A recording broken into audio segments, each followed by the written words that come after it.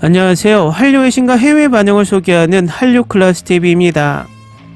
오늘은 정치가 계속 K-콘텐츠에 숟가락을 올려놓으려고 하는 정치 개입 때문에 K-콘텐츠의 기반이 흔들린다는 이야기를 해보겠습니다. 넷플릭스와 한국이 공유하는 스토리텔링을 향한 애정과 즐거움을 선사하기 위한 노력이 전 세계가 지켜보는 하나의 이야기로 결실을 보는 과정을 지켜보는 것은 진심으로 가슴 벅차다. 최근 방한한 테드 서렌더스 넷플릭스 공동대표는 19일 넷플릭스를 통해 한국 대통령과의 만남을 비롯해 넷플릭스 대표 인기 드라마 오징어 게임 시즌2 촬영장을 방문한 소감 등을 전합니다.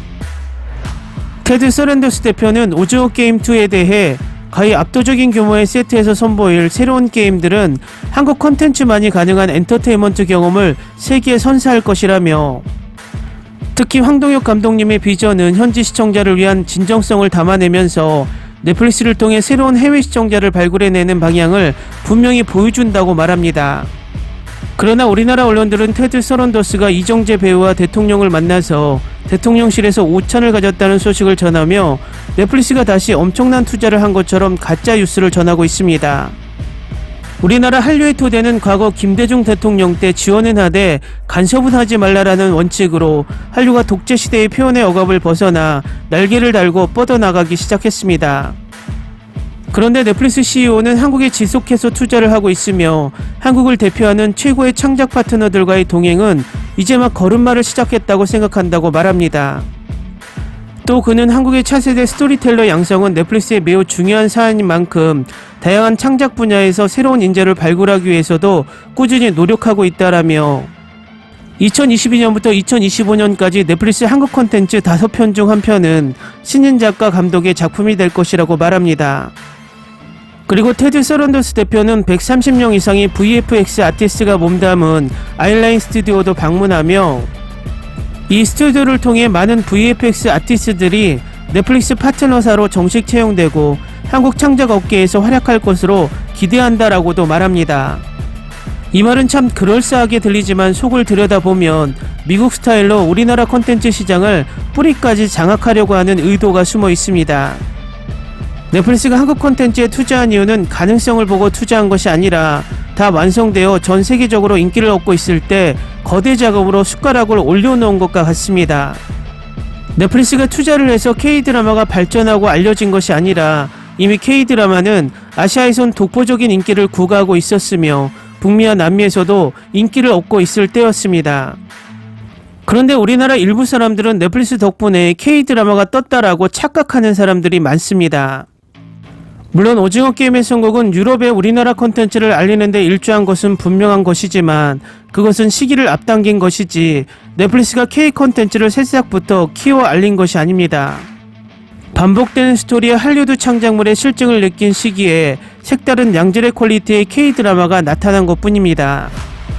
그럼 왜 테드 서런더스는 우리나라 창작자 VFX에 투자하겠다고 말을 하고 있을까요? 결국 처음 넷플릭스가 K-드라마에 투자한 것과 마찬가지입니다. 지금 할리우드는 소재 고갈과 VFX 기술의 한계점을 느낄 정도로 마블과 DC 캐릭터를 무한반복 재탕 삼탕하고 있습니다. 지금 우리나라 콘텐츠 창작자의 수준은 세계 최고 수준이고 웹툰이라는 무한한 방송 소재가 만들어지고 있습니다.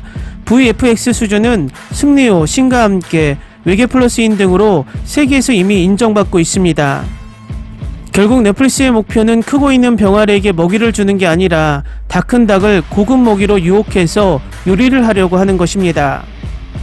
계속 이번 정권과 우리나라 언론들은 테드 서런더스가 향후 4년 동안 한국에 3조 3천억 원의 규모를 투자하겠다고 발표한 것을 엄청난 투자를 받은 것처럼 과장을 하고 있는데 실상은 넷플릭스가 오히려 K-콘텐츠 투자를 확 줄인 것이나 마찬가지입니다.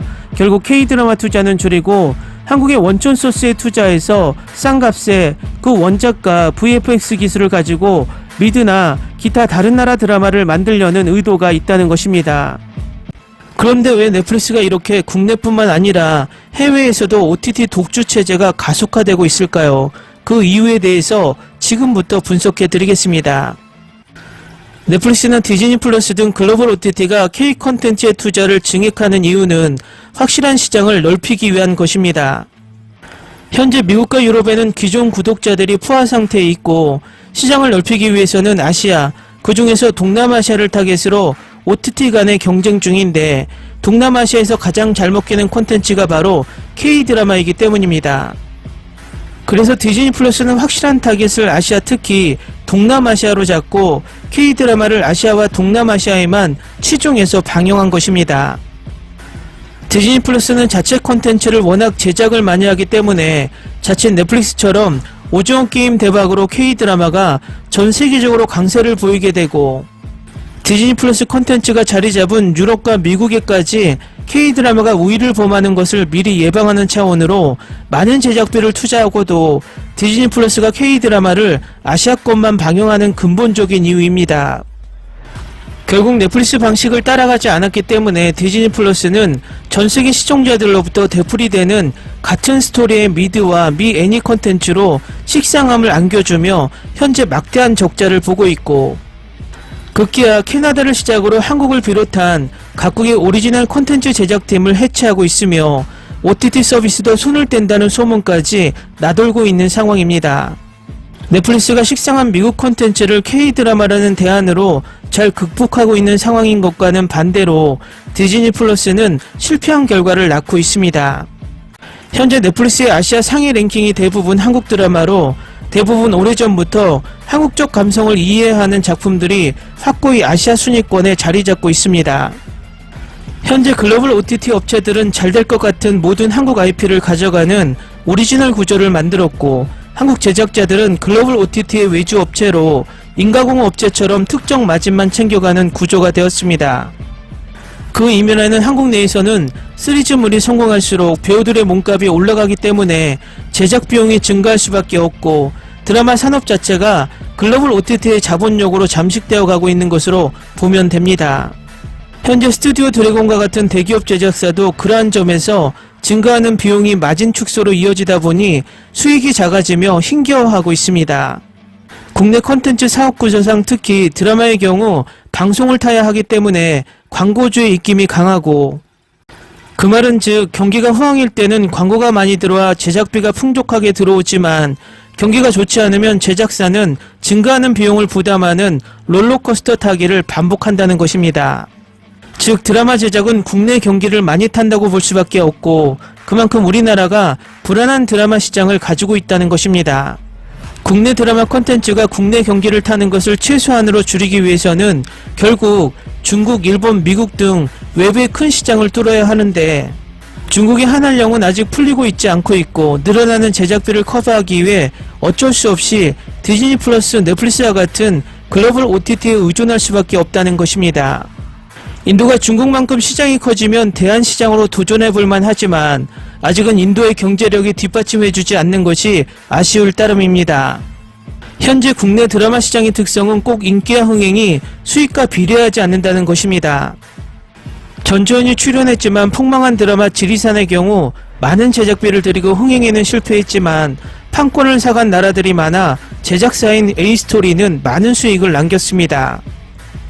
이 결과로 볼 때 국내 제작사는 판권 수익으로 먹고 사는 구조로 넷플릭스 등의 대형 OTT 등장은 리스크를 줄여주는 대신 특정 마진을 확보하는 구조로 가게 되었지만 그것도 현재 한계에 부딪혔고, 그 마진만으로는 증가하는 제작비를 전부 커버하기는 어려운 구조라 PPL로 커버하는 경우가 점차 증가하고 있으며, 하지만 중간 광고나 PPL 자체가 시청자에게 부정적인 인식을 주고 있기 때문에 이 부분도 시청자들에게 피로감을 줄 수밖에 없고 광고 없이 언제든 시청이 가능한 글로벌 OTT에 손이 가는 것은 어쩔 수 없는 현상입니다.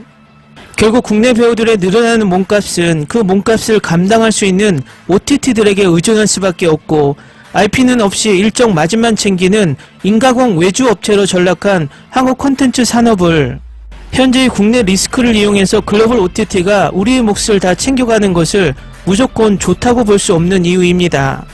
가끔 넷플릭스가 한국에 엄청난 투자를 한 것처럼 착각하는 분들이 있는데 넷플릭스는 매년 드라마 제작비에 160억 달러를 투자합니다. 이번에 넷플릭스가 한국에 투자하겠다는 약정 금액이 4년 동안 25억 달러입니다. 하나로 1년에 약 8,250억 정도 투자하는 것입니다. 결국 하나로 넷플릭스가 올해 전세계 넷플릭스 오리지널을 제작하는 데 쓰겠다는 비용이 약 20조입니다. 그중에 우리나라 콘텐츠를 제작하는 데 사용하는 비용이 8,250억, 전체 약 4% 정도를 K-콘텐츠 제작에 쓰는 것입니다. 지금 현재 넷플릭스 드라마 시장을 미드와 거의 양분하다시피 하는 K-드라마에 10%도 아니고 고작 4%를 투자하면서 엄청난 투자를 하는 것처럼 생색을 내는 것입니다.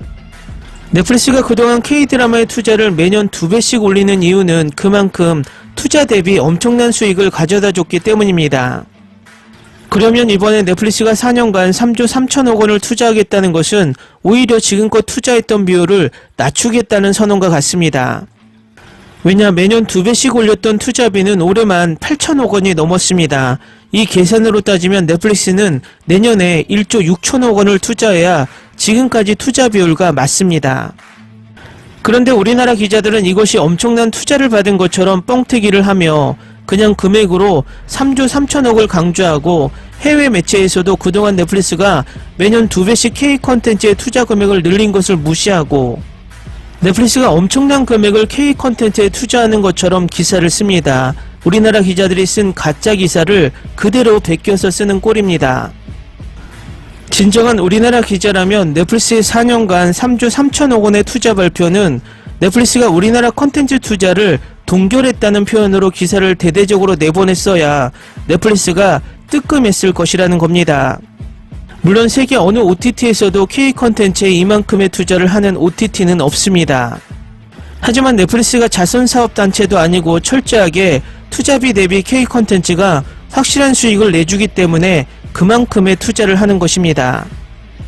가끔 우리나라 시청자 중 넷플릭스는 고마운 OTT라고 그런 OTT를 까지 말아라는 뉘앙스로 댓글을 다는 분들도 있지만 정확히 따지고 보면 넷플릭스의 K-콘텐츠 구조는 왕서방과 제주 부리는 곰의 관계를 아직 벗어나지 못하고 있다는 것입니다. 이유는 미국, 유럽, 심지어 남미 콘텐츠 제작자와 한국의 콘텐츠 제작자의 수익 비율에서 한국 콘텐츠 제작자들이 엄청나게 손해를 보고 있다는 것입니다. 한국을 제외한 미국과 유럽의 제작자들은 런닝 개런티 개념으로 넷플릭스에서 수익이 나오면 일정 비율로 수익이 콘텐츠 제작자에게 계속 가게 되어 있지만 한국은 처음 투자비를 받고 콘텐츠가 방영을 하면 모든 수익이 넷플릭스로만 가는 구조로 되어 있다는 것입니다.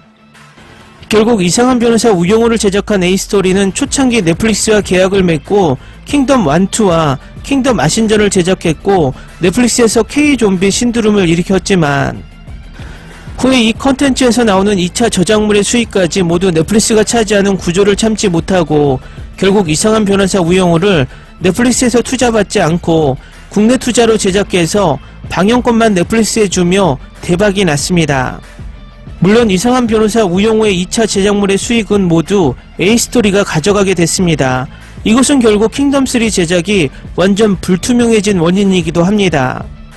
그리고 이상한 변호사 우영우의 성공은 넷플릭스에게는 한국 콘텐츠 제작자들의 독립선언과 같았고 지금 현재 미국의 작가 조합과 배우 조합의 파업보다 더 큰 충격으로 다가왔을 것입니다. 결국 넷플릭스는 자신들이 100% 수익 창출을 할 수 없는 오리지널이 아닌 진행 중인 K-드라마에 대한 견제가 생기게 되고 진행 중인 K-드라마를 전세계 동시 방영을 하지 않거나 노골적인 시간차 방영을 시작한 것이고 이번에 넷플릭스 순위 집계 방식 또한 미드와 이레니 등에는 유리하지만 회차가 늘어날수록 K-드라마에게는 불리하게 바꿨다는 것입니다. 결국 역대 넷플릭스 순위에 있던 이상한 변호사 우영우는 넷플릭스 역대 드라마 목록에서 사라지고 K-드라마들 역대 순위가 모두 하락했습니다. 결국 이번에 넷플릭스의 조치는 보이지 않게 K-드라마 제작자와 K-콘텐츠에 대한 길들이기라는 것입니다.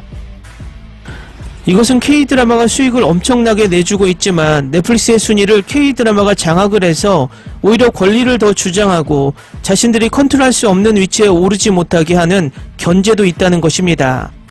다시 한번 강조하지만 넷플릭스는 우리나라 콘텐츠가 넷플릭스에 가져다주는 이득에 비해 엄청난 투자를 하고 있지 않고 있다는 것이고 4년간 3조 3천억 원의 투자 금액은 오히려 투자 동결 선언이라는 것을 우리나라 기자들은 정치적인 이유로 엄청난 투자를 받고 있는 것처럼 국민들을 호도하지 말라는 것입니다.